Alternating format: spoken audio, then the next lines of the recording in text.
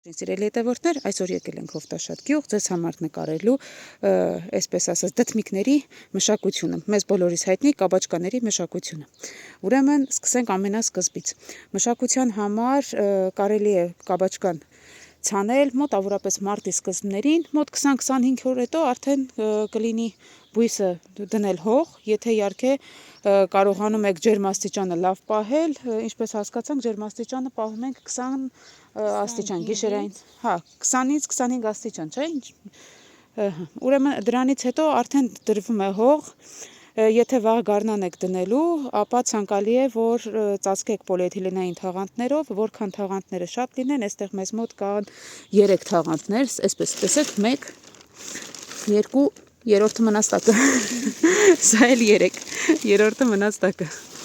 այսպես սիրելի հետևորդներ, ուրեմն կաբաչկաների մշակության 2 տարբերակ կա առհասարակ, առաջինը, որ սովորական մարգով են ցանում, մարգի մեջ են տնկում, իսկ երկրորդը, որ այսպես կաթիլային համակարգով է, ինչպես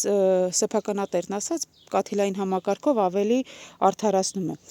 եւ եւս մեկ հարց ձեզ տանք, քոլերը միջակայքի հեռավորությունը որքան է ավելի լավ որ պահենք, ինչքան հեռավորության վրա են տնկվում։ Մատկա 60, մատկա 70 Այսինքն ինչքան հեռու լինի, այնքան քոլը ավելի ոչ շատ հեռու, ոչ էլ շատ մոտ։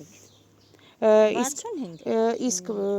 մի քոլից մյուսը միջակայքային հեռավորությունը ինչքան ավելի նպատակահարմար։ Մենք շարքով երբ որ տնկում ենք, նշեցինք 60, իսկ եթե առվի 2 թմբերին ենք տնկում, առում որքան պետք է լինի։ Մինչև 1 մետր։ Սենց։ Մոտավորապես 1 մետր։ Մետր, մետր կես։ Այսինքն որքան հեռու լինի, այնքան թփերն իրենց ավելի լավ կզարգանա, խոնավությունը քիչ կլինի մեջը, որովհետև սնկային հիվանդությունների հակում ունի կաբաչկան, շուշուտ է սնկային հիվանդություններ ընկնում, եթե փոշոտումը լավ չի կատարվում ժամանակին, նորից նեխում են, ծաղկավիժում է կատարվում, ցանկալի է ցանկացած պահ, երբ որ արև կլինի, ցանկալի է արև եղանակին բաց պահել, որպեսզի ծաղկավիժում չկատարի, փոշոտումը լավ կատարի, որովհետև այստեղ կարող ենք տեսնել նաև բույսեր, որ արդեն դեռ չծաղկած ծաղկավիժումը կատարվել, սա հիմնականում պայմանավորված է խոնավ եղանակին,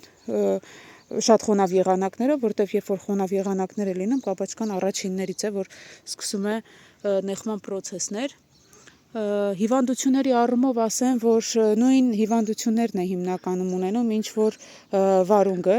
նույն կեղծ ալրացողն է, տիզը, լվիճը եւ մշակությունն ու սրսկումը կարելի ասել այդ առումով գրեթե նույնն են, առանձնապես շատ չի տարբերվում։ Միայն թե այստեղ տերևներն են մեզ մոտ շատ ու մի քիչ ավելի փշոտ են, որովհետեւ աշխատելուց մի քիչ շատ են խանգարում։ Այսպես սիրելի հետևորդներ,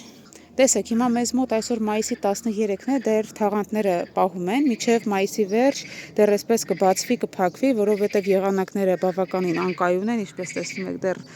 կիսաամպ, կիսաանձրևային եղանակ է, սա խոսում է նրա մասին, որ կարող է ամեն պահի նաև անձրև գալ, կարկուտ գալ, ուստի պետք է պաշտպանել, փակել, որպեսզի եւ կաբաչկաները չկարկտահարվեն եւ բերքը լավ պահպանվի եւ տերևներն էլ առողջ մնան։ Դե ինձ սիրելի հետևորդներ, այս պահի համար այսքանը, եթե դդմիկի մշակության մասին ձեզ հարցեր են հետաքրքիր, ապա գրեք իմեջում, սիրով կպատասխանեմ։ Դե ինչ, լավ մնացեք, բաժանորդագրվեք, որպեսզի մեզ չկորցնեք։ Այսքանը։